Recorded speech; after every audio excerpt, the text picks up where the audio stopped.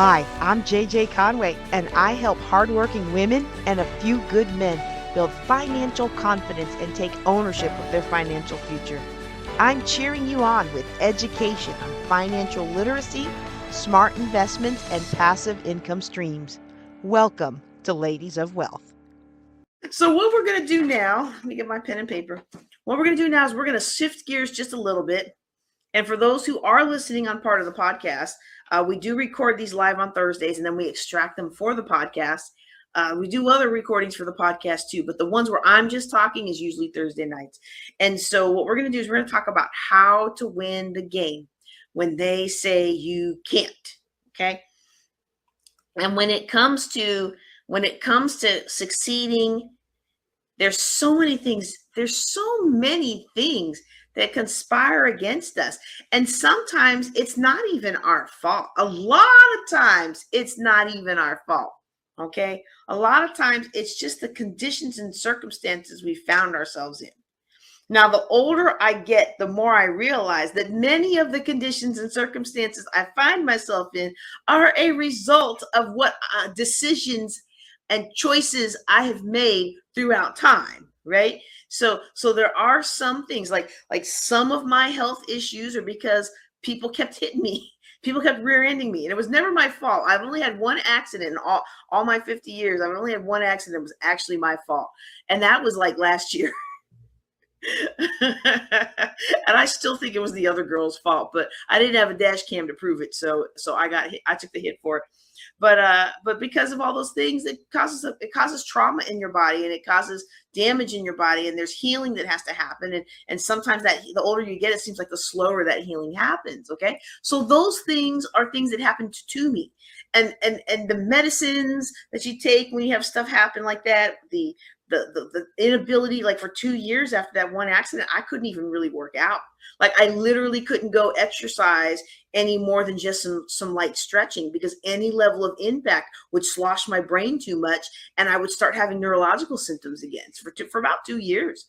And so I was very pleased when I finally could go back to working out, and I was able to score excellent on my fitness test. It took a lot of work, and I was very happy about that.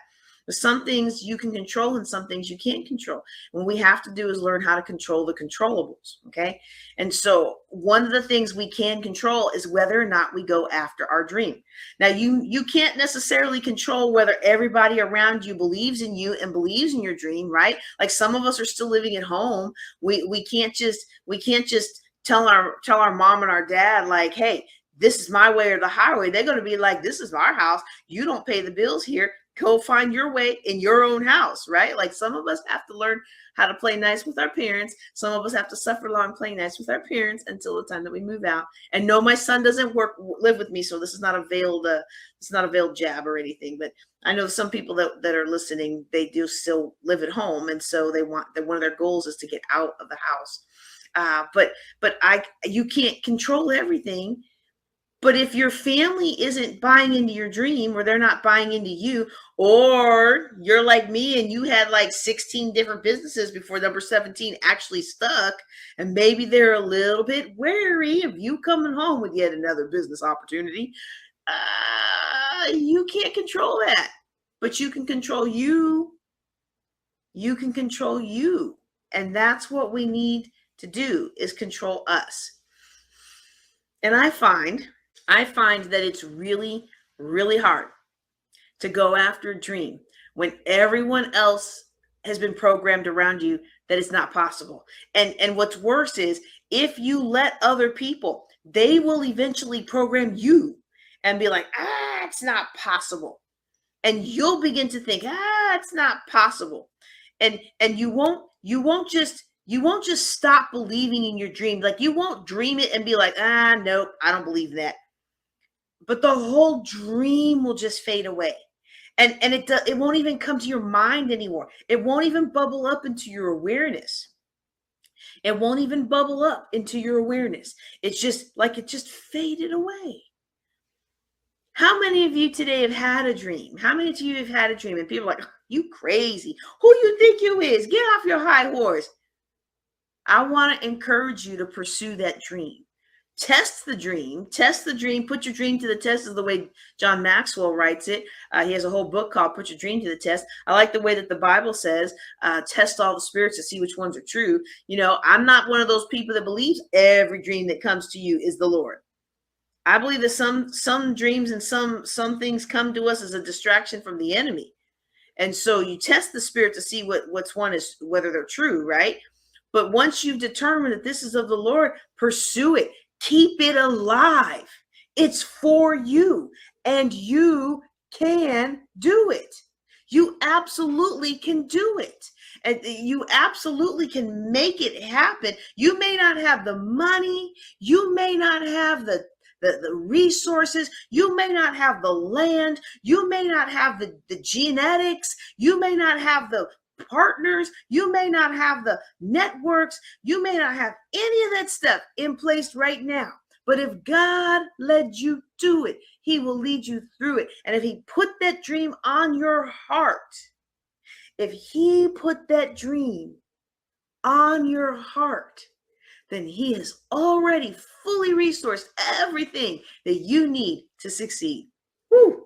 All right. Today I'm going to lay out for you a strategy that will help you succeed no matter what situation you're starting from, okay? You got no support system? I got you. You got no money to start your business? You're going to get what you need today. No, I'm not giving out money, but I'm going to teach you what you need to do so you can get money to do the dream, all right? You got an issue with procrastination? Can't get ahead because you're trying to be perfect all the time? Or maybe you're doing a bunch of busy work, but you're not getting nothing done? Oh, we're gonna dry that up today. If the pre-teaching to this on the last part of our time together tonight, or if you're listening on the podcast, the last episode, if that didn't do it, it's gonna get taken care of today. If you allow this teaching tonight to go into your heart, go into your soul, go into the cells of your being, you are gonna break free. I believe it. I am confident that you will break free. All right. So just to be clear who I'm talking to, all right, this is great content for everyone. Okay. But my intention with this talk is to help people succeed who either find themselves in, this is Juneteenth. Okay. This is Juneteenth. But I'm specifically talking today, not every day, but today, I am specifically talking about to people who need help to succeed, who find themselves in a white-dominated career field, or who have a dream, but it feels like the support system you know and love just wants to tear you down, okay?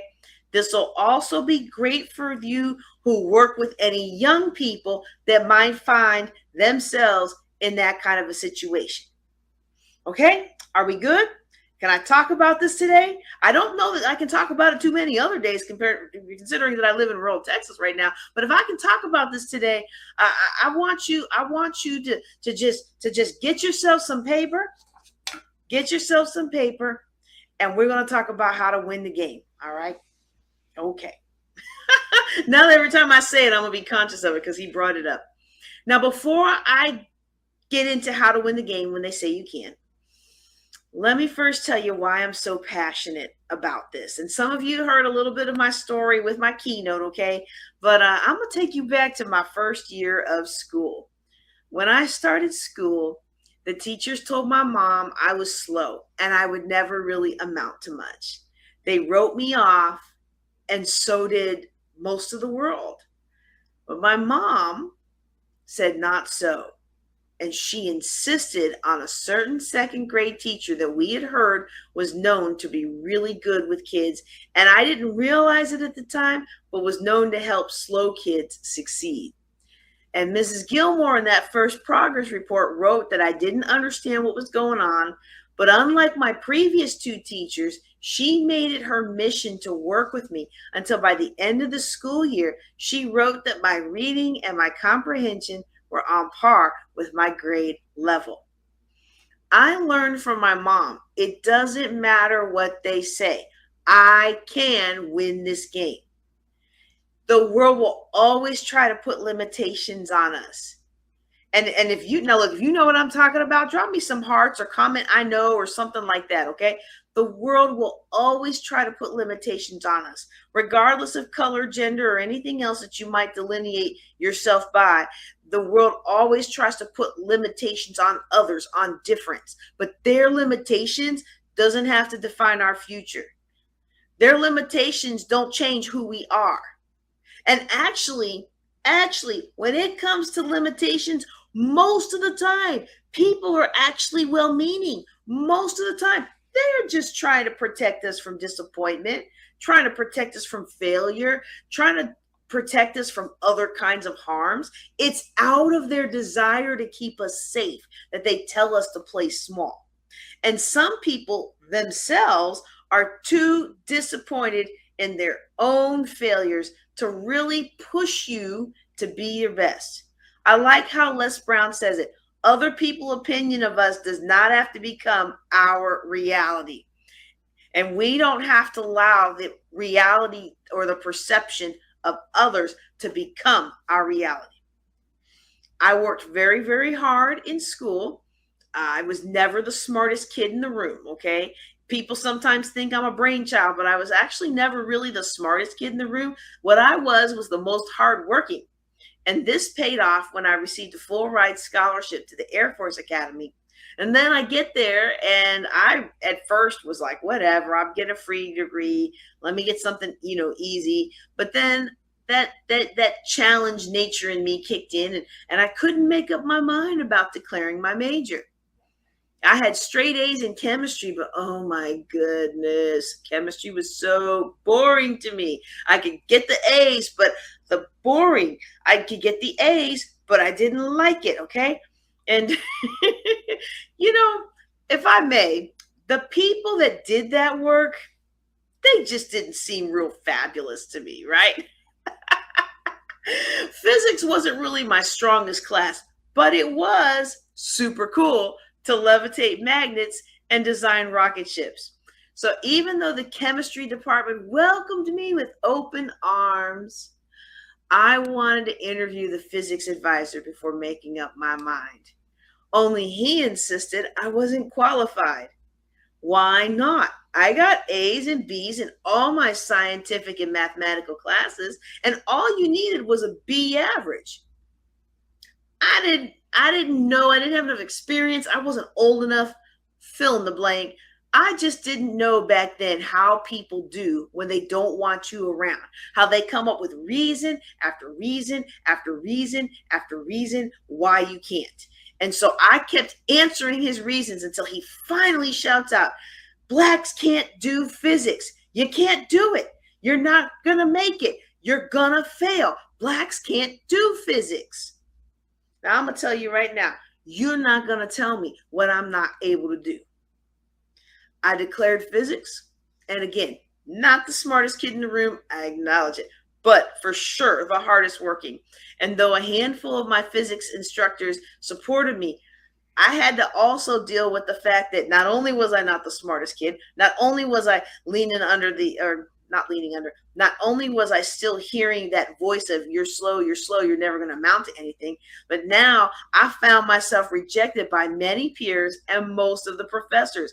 I wasn't invited to the study groups, and it seemed like many of my professors just somehow didn't have time for me when I sought extra help.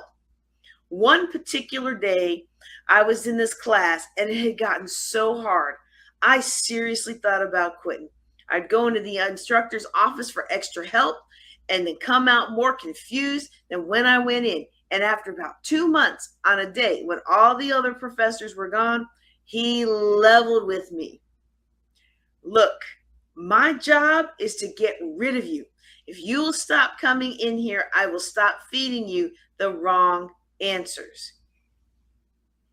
I stopped going into his office, and in 1997, as president of the Physics and Astronomy Club, I graduated from the Air Force Academy with a bachelor's degree in physics, a concentration in space. Not only was I the number 5 physics graduate of that class, which earned me the last slot for a full ride master's degree, but this lady who was told that blacks can't do physics, Oh, I went on to do physics for 23 years in the Air Force, and I was the first African American to have that job in the military. So don't let people tell you what you can and can't do.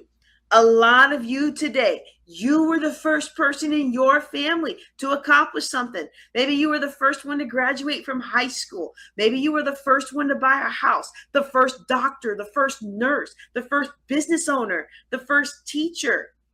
If you've been the first in something in your family, I want you to write me about it, okay? I want you to write me about it because I want to know and support you in that journey.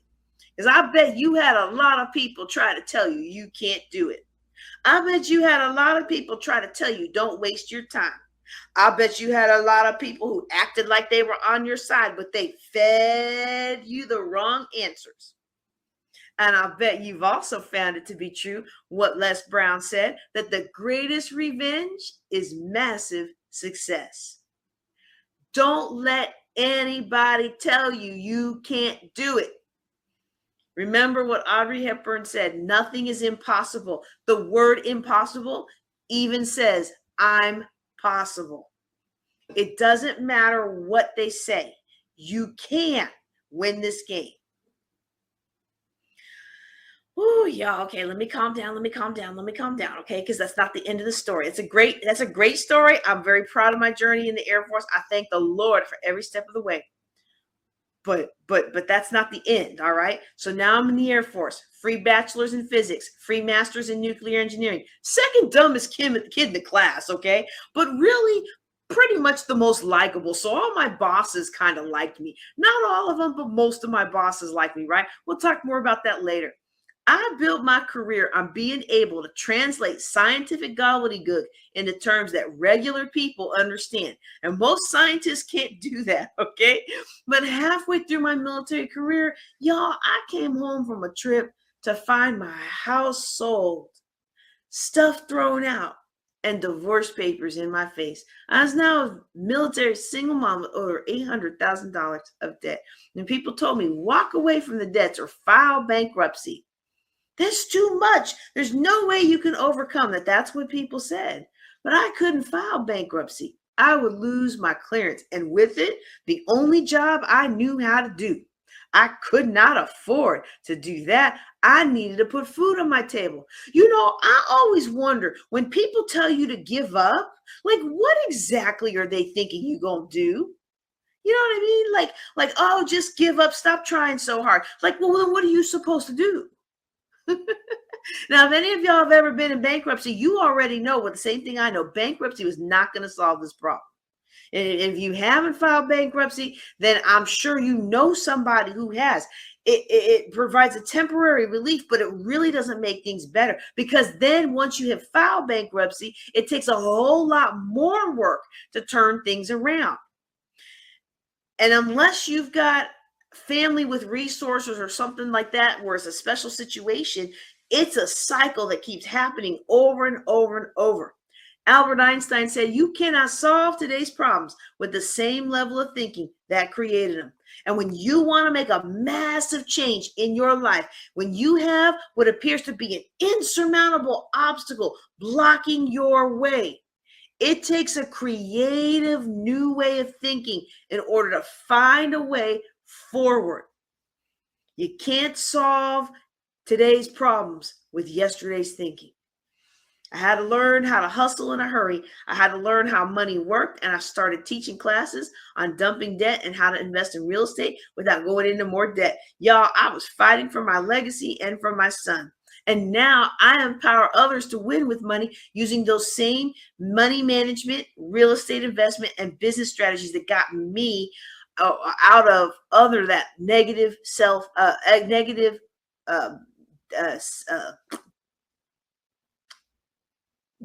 net worth. Okay. Yeah. For those of you who haven't been with me long, I wanted to have when I crossed that zero line of being worth negative to being worth positive, I wanted to have a JJ's worth nothing party, but it was COVID, so we never did it. Okay, but I'm currently a full-time mom and also full-time speaker, trainer, and coach. And so I just want you to understand it doesn't matter where you're starting from. You can win this game. It doesn't matter what they say. You can win this game. Say it with me. I know it's kind of silly, but say it with me. I can win this game. I can win this game. So let me go ahead and I think many of you know about the car accident I had. That's really my biggest challenge that I've had, but I feel like the time is going so late. I could talk to you about more and more challenges and stuff, but I do want to just kind of mention it briefly. Trying to think and make sure I can cut down the story. So, we forget all the times that the Lord opened doors or strengthened us when we're going through. Sometimes we see that the solution isn't coming fast enough, and we begin to yield to anxiety and depression. And that's exactly what I did after a car accident that left me with post-concussive syndrome. So originally said TBI, but I healed so much, they downgraded it to post-concussive syndrome and memory issues. And here I was the scientist, y'all, who had written reports for the president. And now I couldn't even make Monopoly change with my son. I thought my life was over. And at work, I became the butt of many jokes, as well as the office scapegoat.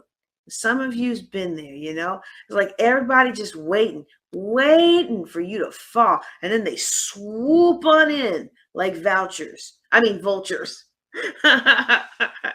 thinking about the buzzards that were flying in the Lion King that we just took my son, my husband and I took my son to go see. They're just circling around. They're circling around, just waiting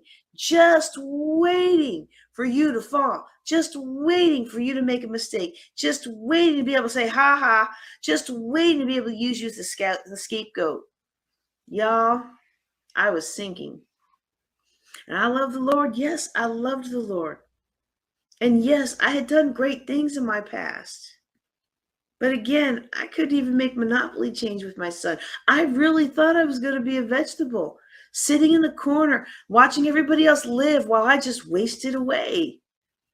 And the first neurologist I worked with told me as much. That man told me that I had 5 to 10 years of a good brain left. And in May of 25, that was 8 years since that car accident. And I think he was wrong. It doesn't matter what they say. You can win this game. I found the right doctors, the right supplement, the right diet. And today I run an international financial education company. Not perfectly, but well enough. And you don't have to be perfect.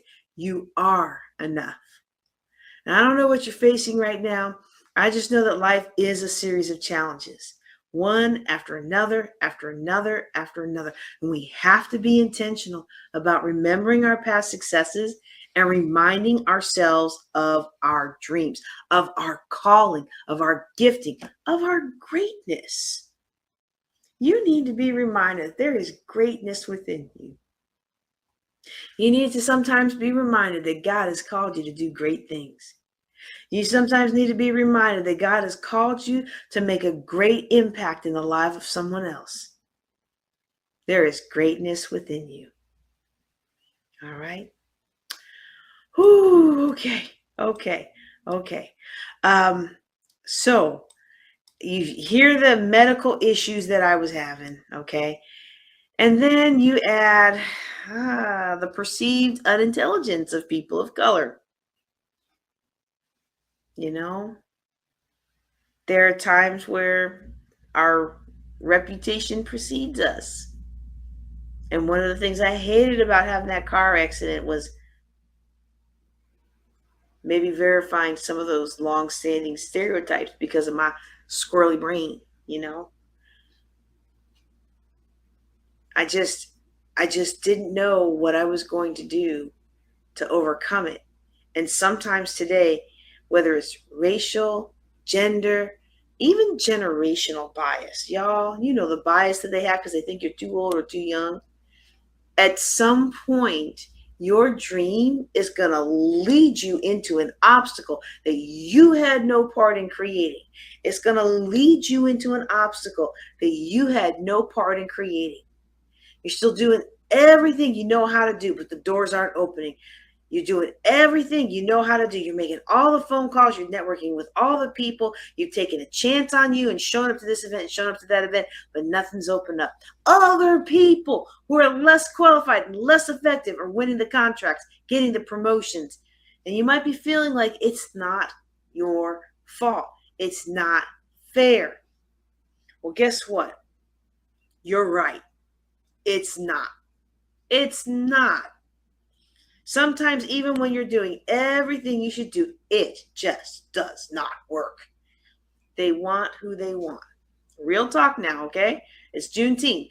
You didn't bring me here to sugarcoat it and make you feel happy, all right?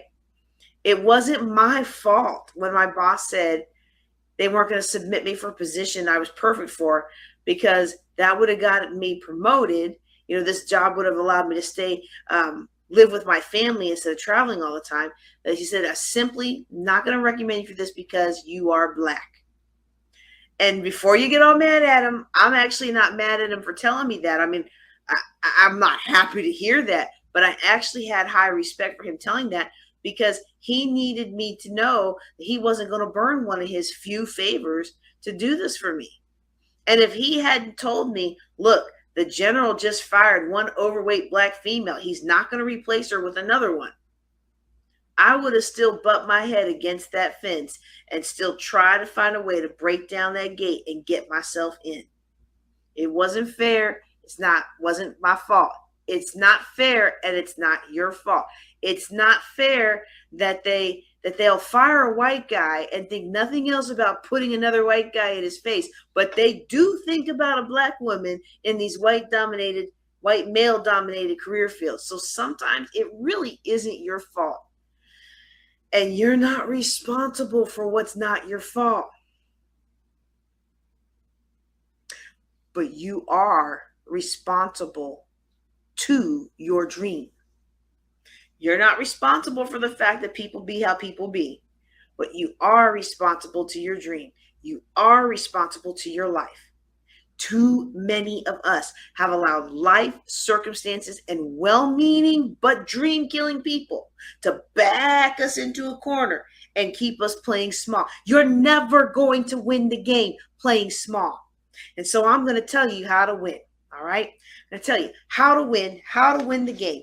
And win the game, like many speakers, y'all, that is an acronym. So if you have a piece of paper with me today, I want you to draw a line down the center and draw a line down the middle. So you've got yourself a cross, okay? And so win the game, like many speakers have, that is an acronym, okay? It stands for goals, advocate, mentor, and excellence. Now, truth in advertising, I think we should start with the foundation of excellence, okay? I think then from there we establish our goals. All right. Then we seek mentoring. And while we do that, we develop a relationship with an advocate.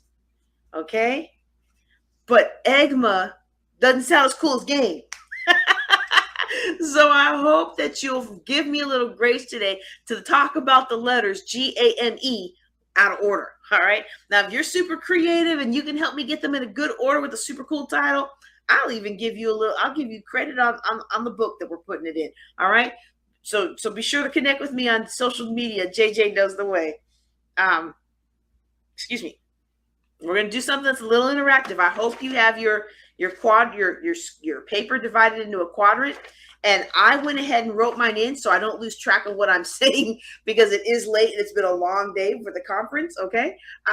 Excellence. Okay. Excellence is the first one I'm going to talk about. When I taught at Air University, an original Tuskegee Airman, Lieutenant Colonel Herb Carter, he was a regular speaker at the college, and I was the chief of the Commander's Action Group, which subordinated protocol. So I was the chief of the Commander's Action Group. We did all his special projects, all his speech writing and things like that. And then one of my people was in charge of protocol. And so we saw all of these special visitors quite often. He was a regular speaker at the college, and he saw I was struggling early in my assignment there. He pulled me aside and he taught me that excellence is the antidote to racism. People make their snap judgments and you can't talk them out of their opinion, okay? You can't meme them enough, yell at them enough, keyboard Facebook warrior them enough, shame them enough to change their mind. You have to show them that they're wrong. And excellent isn't just what we do, it's who we are. So to win the game, we have to be excellent. We have to walk in the energy of excellence. And that energy, it'll resonate with their energy, and it begins to change their mind. I built my career upon excellence, and I changed a lot of minds about what Black people are capable of. So who we are is the foundation. That's why it doesn't matter what environment you grew up in, what money you have or don't have, what opportunities you had or didn't have growing up. Excellence attracts excellence. And when excellent people see excellence in us, they are compelled. They can't help it. They are almost obsessively forced and compulsed to want to help us succeed.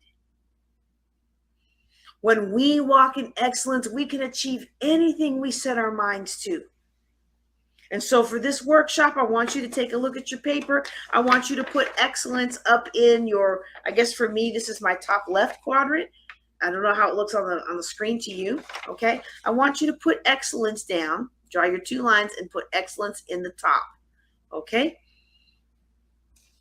Now, when we walk in excellence, we can achieve anything we set our mind to do, okay?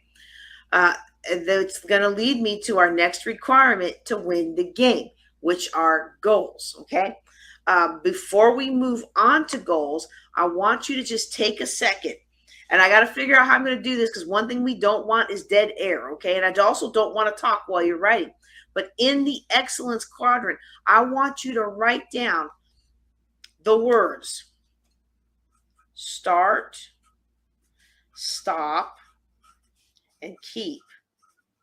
Now, if something comes to your mind that you should start doing, if something comes to your mind that you should stop doing, if something comes to your mind that you should keep doing, go ahead and write that in even as I'm talking. But if it doesn't come to your mind throughout this talk, then nug on it later, because just the act of writing it tells your subconscious mind, hey, this is something I want information on, and it will help you. Your subconscious mind will help you get more information to your conscious brain about things you should start, stop, or keep doing, okay?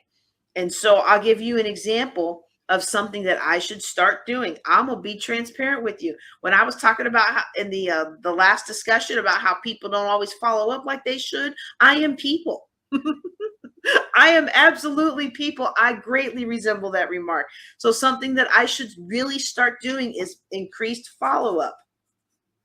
So that's what I'm going to write. I really need to increase my follow-up, okay? Something that I should stop doing.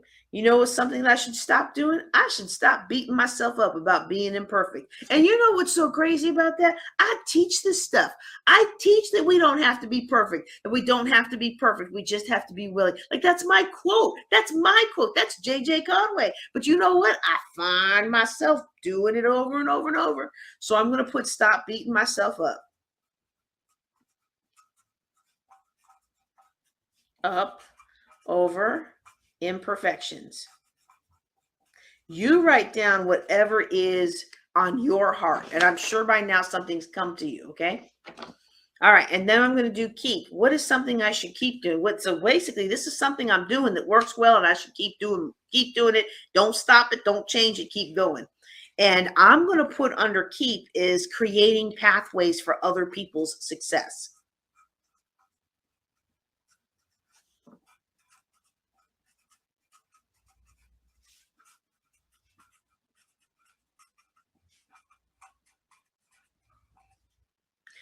All right.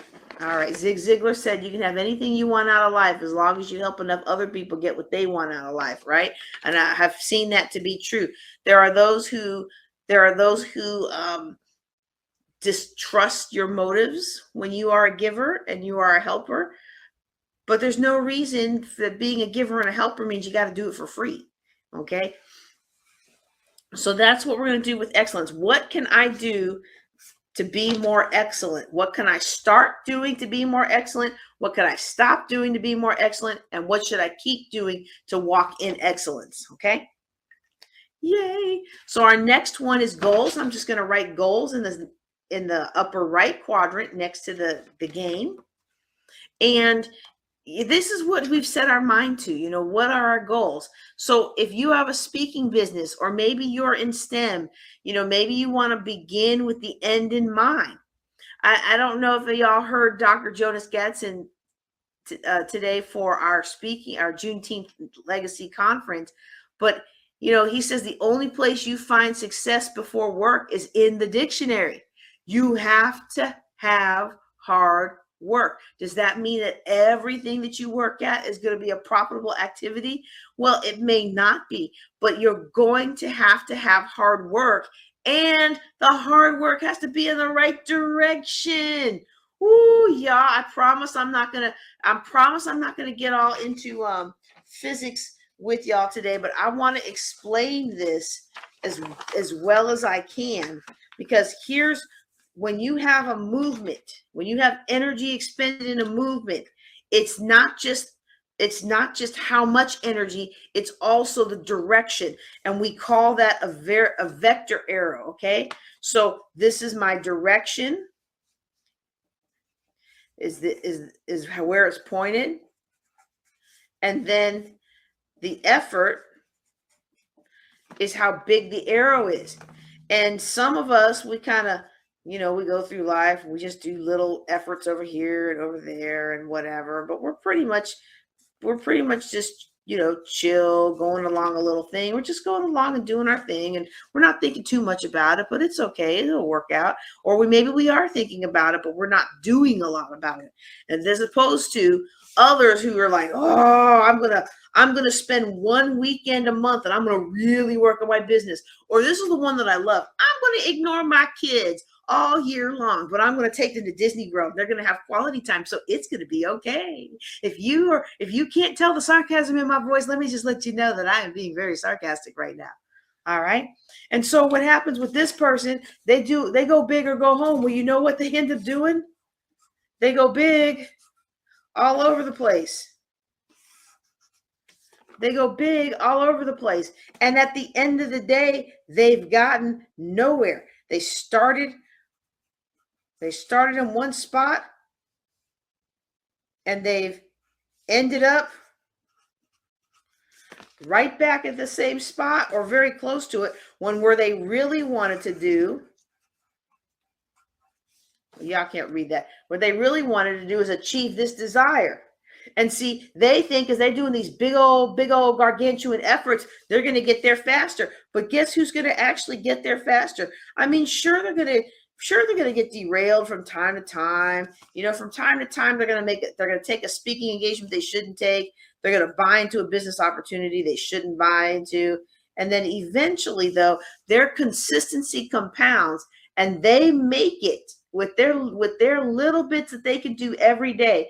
They make it to the desire. And the person doing all the go big and go home still hasn't gotten any forward movement.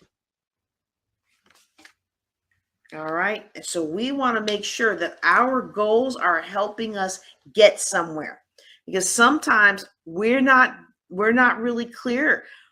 We're doing everything for everybody else, but we're not even on our own priority list. Don't put it in the chat. Please don't put this one in the chat. But how many of us out there, we do everything for everybody else, and they need this and they need this and they need this and they need that. We aren't even on our own list. There's not anywhere on our list. Do some self-care, do some decompression, do some journaling, do some thought journaling about the business, do some thought journaling about the family, spend time with the family, intentional time with the family. Have you ever thought about what you really want and where you want to be? Now, I'm not talking about wishing for it. I'm not talking about hoping for it. I mean, seriously, sat down and thought through it. I mean, visualized your goals so thoroughly that you can tell me how the suit you're wearing feels against your skin, how the sun warms your face when you're on that Caribbean cruise. How does it feel to have a long line of people waiting for your autograph? I mean, really dream about it.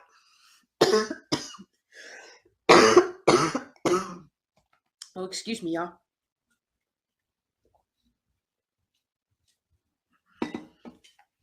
I did speak all day, and it's the consecration fast, so I didn't really take anything for my throat that whole day, okay? But really dream about it.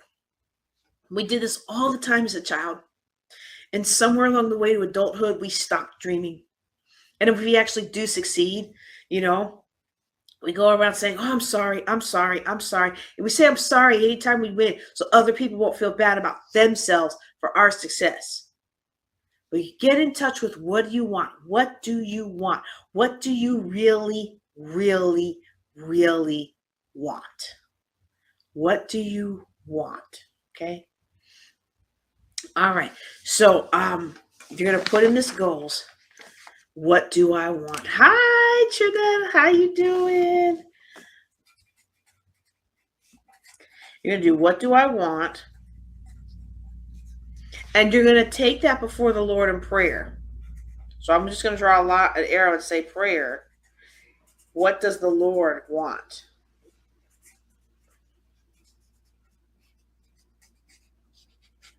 A lot of times when the Lord has these high level goals for us, because we're not even expanding our thinking to even consider that he might possibly want to do something like that through us. A lot of times it takes him time to be able to reveal that to us because we're not even prepped for it. We're not, our battle space is not ready to receive such a big dream. And so then we just push them away before they can even get roots and take hold anywhere, take hold in our heart. Okay. So you want to ask what you want and then take that into prayer and then ask what does the Lord want? And then he may not always tell you the specifics right in the moment, but I have found that the Lord has told me a lot of what he wants me to do and to be and to have.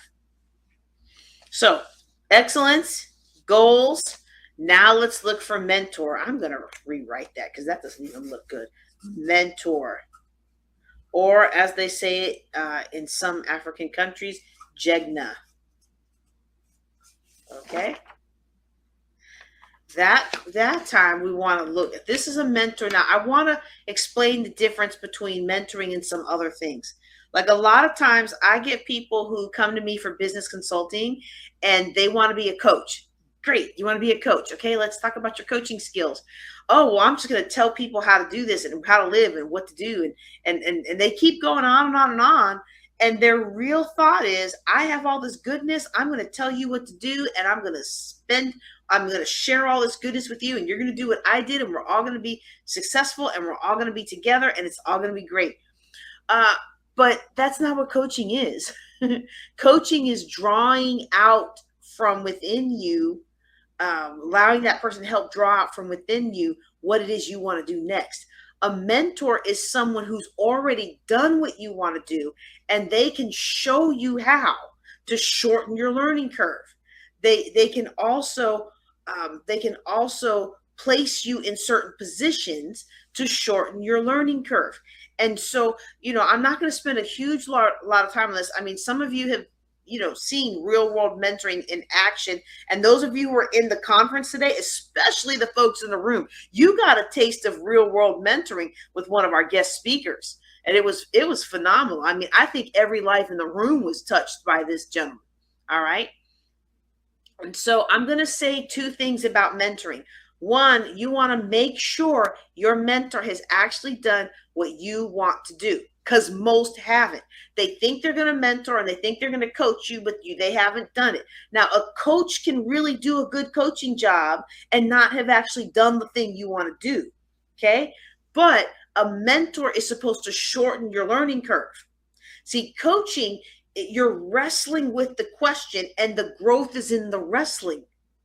Well, the mentoring, I'm done wrestling with the question. I know where I need to go and what I need to do. I need somebody to open up the door. I need somebody to shorten my learning curve. I need somebody to tell me, watch out for this pitfall because this got me here and that pitfall got me there. And I want something like that, so that someone can show me those things, so that I can actually shorten my experience and get to where I need to go faster and be, well, how does that phrase go? Be bigger, better, faster, right?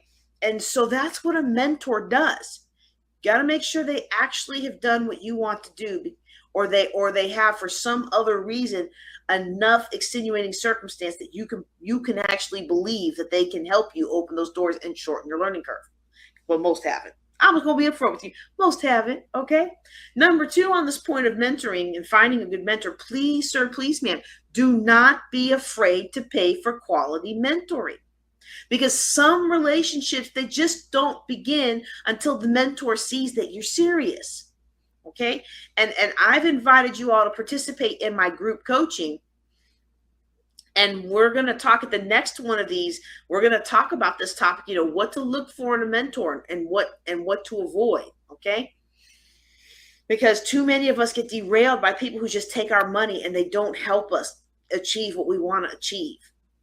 And I don't know about you, but I'm not spending all my time doing this. I'm not spending all my time going to meetings. I'm not spending all my time on Zoom. I'm not spending all my time putting on conferences. I'm not spending all my time all on these other things just to sit around and be in the same place that I was last time, but feel better about it. And actually, I'm the type that wouldn't feel better about it. If I don't have any results, if I don't have any action, if I don't have anything to go back and tweak, well, then I'm not happy. Okay, so that's our mentor. So I want you to ask this question in your mentor quadrant. Who knows the way? Why? JJ knows the way. Okay, I couldn't resist it. Who knows the way? For those of you who are new to me and my body of work, my call sign on all the different social medias is JJ knows the way. Who knows the way that I'm trying to go? Who is willing to show me the way? And then what will it take?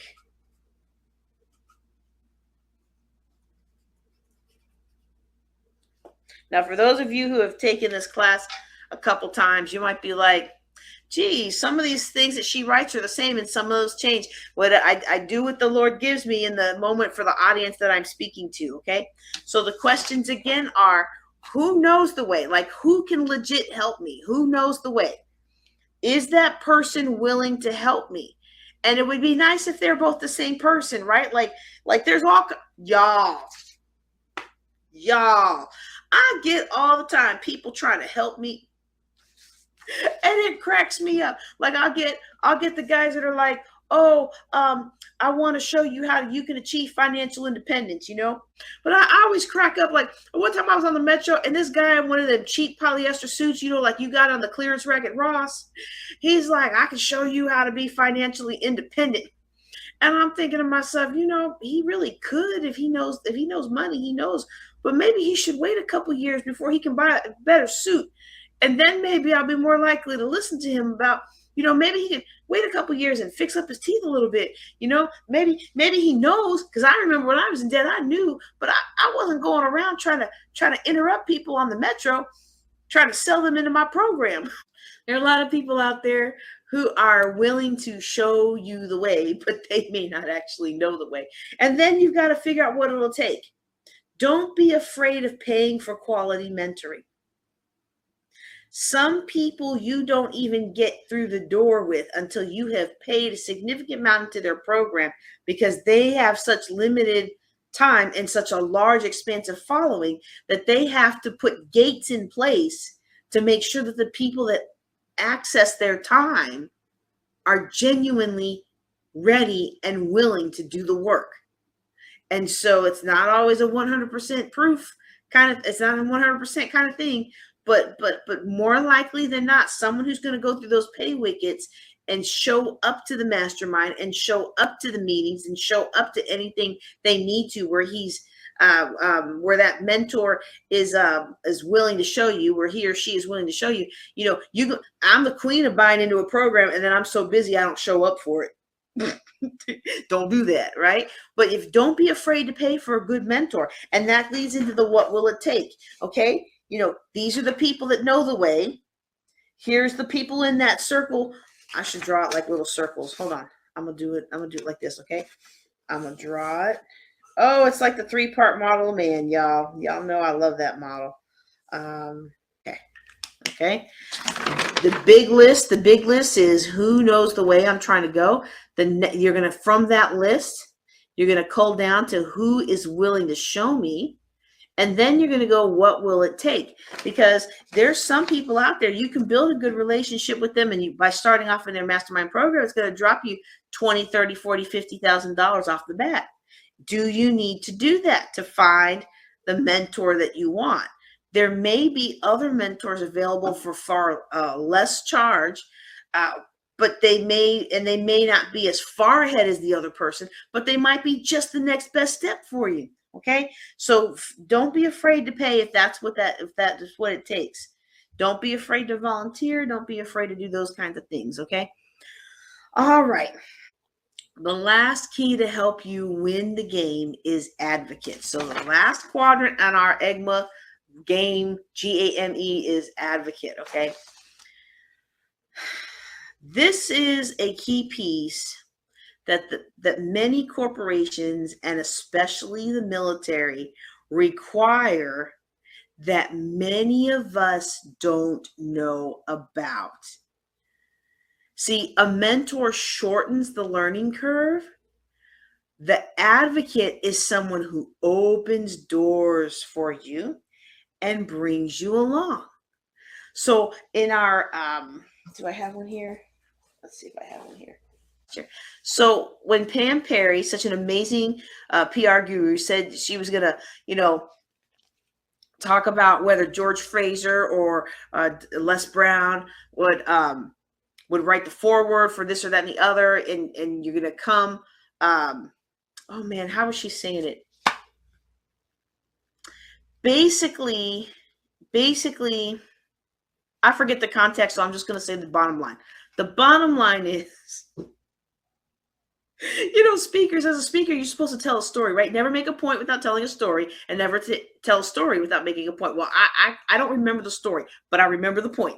And the point was, when these high-level people have when you come in contact with the greatness and they want to pour into you, find a way for them to do so. Find a way. Okay. And while you do see advocacy happen through paid mentorship, like private access kind of programs, and I do that for people who speak at my conferences, most advocates actually do this because there's something about you that reminds them about themselves or resonates with them. You remind them of themselves, you remind them of their kids, you remind them of their own hopes and dreams, you remind them of a special time in their life. And so as you pursue your dreams and goals, be on the lookout. Be on the lookout for an advocate, okay? And so, you as you work through the process, you're going to choose moment by moment what you're manifesting. Is it by design or default? Is it by design? Is it just letting things happen? The patterning of the past, of default, there's going to be times where you unconsciously move to where your old default patterning is running, and it's affecting your thinking, and it's causing you to do the things you shouldn't be doing and not do the things you should be doing, right? But when you notice that, you've got to move from that default to intentionality and thinking from vision. Okay. And so when you're operating according to vision, that's when you are now positioning yourself to be aided by an advocate. Okay. So an advocate, again, this is somebody who opens doors, who can open doors for me. Okay. Who can open doors for me? And then the last question I'm going to ask you is, or ask you to ask yourself is, how can I get on their agenda before I ask them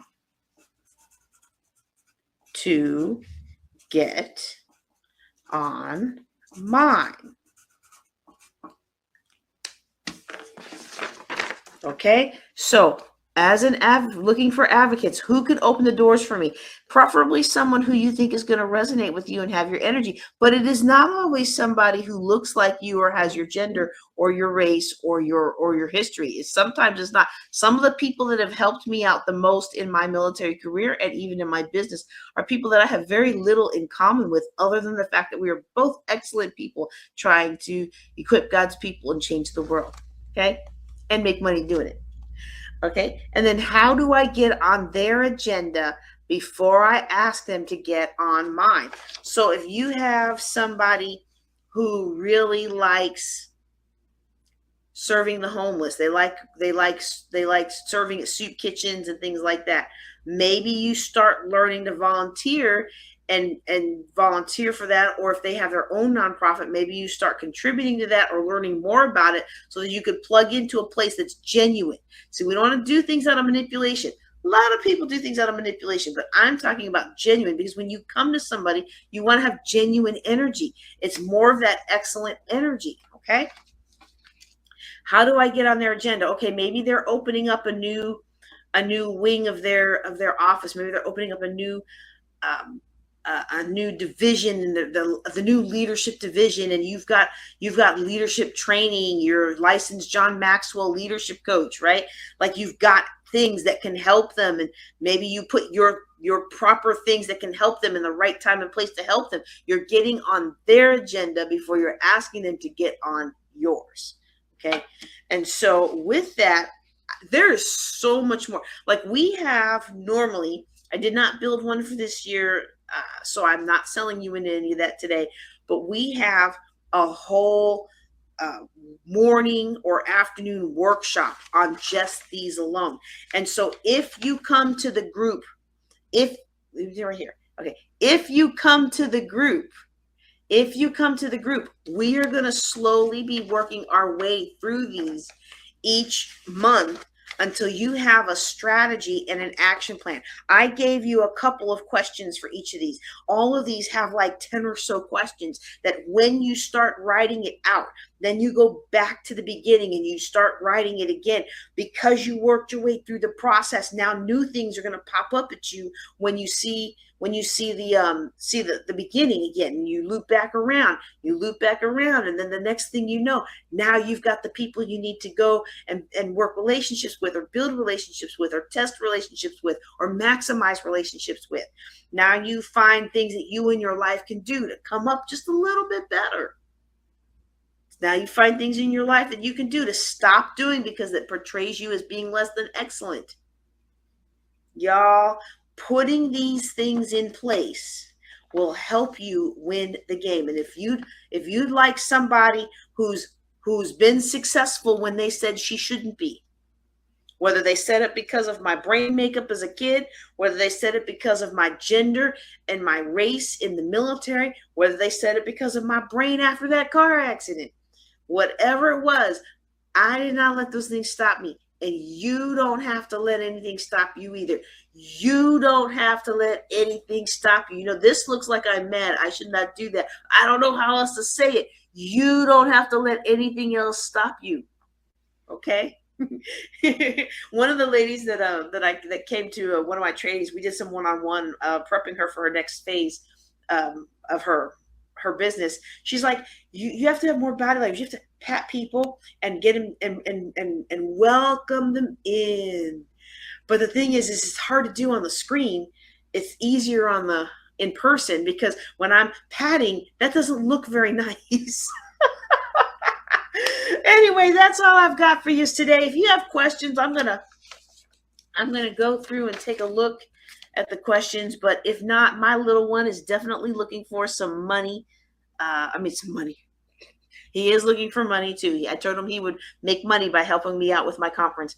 But I am going to, I don't see any questions. I appreciate all the comments. Y'all are fantastic. But I don't see any questions. So I'm going to go ahead and snuggle my little guy and get him to bed.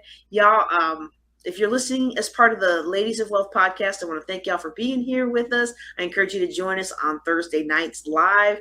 Right now, our classes are at 8:30 Central, at 9:30 Eastern, and we just have fun and we learn a lot that will help us take our lives to the next level. You can connect with me on social media at JJ Knows the Way. And the only reason I can say I know the way is because I know the one who is the way. So if you want to know more about him, come on and talk to me today. Y'all take care and be blessed. Don't forget to like this episode, subscribe to the channel, and ask your question at ladiesofwealth.com.